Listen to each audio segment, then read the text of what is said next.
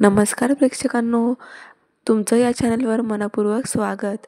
प्रेमाची गोष्टीच्या पुढील प्रोमोमध्ये आपण पाहणार आहोत, मुक्ता आणि लकीने अनुजाला किडनॅप केलेलं असतं की जेणेकरून अभिषेक त्याचं सत्य तरी समोर आणेल असा त्यांचा प्लॅन असतो. आणि म्हणून त्या अनुजाला किडनॅप करून म्हणतात की आता तरी तुला सत्य सांगावंच लागेल. पण अनुजा म्हणते की तुम्ही काहीही करा, मी सत्य सांगणार नाही. त्यानंतर आता मुक्ता ही अभिषेकला व्हिडिओ कॉल करून दाखवत असते की हे बघ, तुझ्या बायकोला आम्ही किडनॅप केलेलं आहे, तेव्हा आता तू कोमलबरोबर लग्न करू नकोस, तुझं जे काही सत्य आहे ते सर्वांना सांग.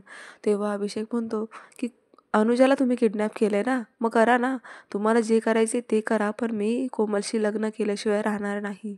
तेव्हा आता मुक्ता आणि लकीला धक्काच बसतो. त्यांना असं वाटतं की आपला प्लॅन काहीच वर्क करत नाही आहे, तर आपण काय करायचं.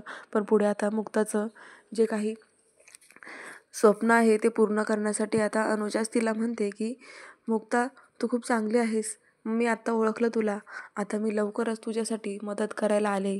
तेव्हा अभिषेकचं सत्य मी सर्वांसमोर आणण्यासाठी तुला मदत करते, असं म्हणून आता मुक्ताला आधार देताना दिसते अनुजा.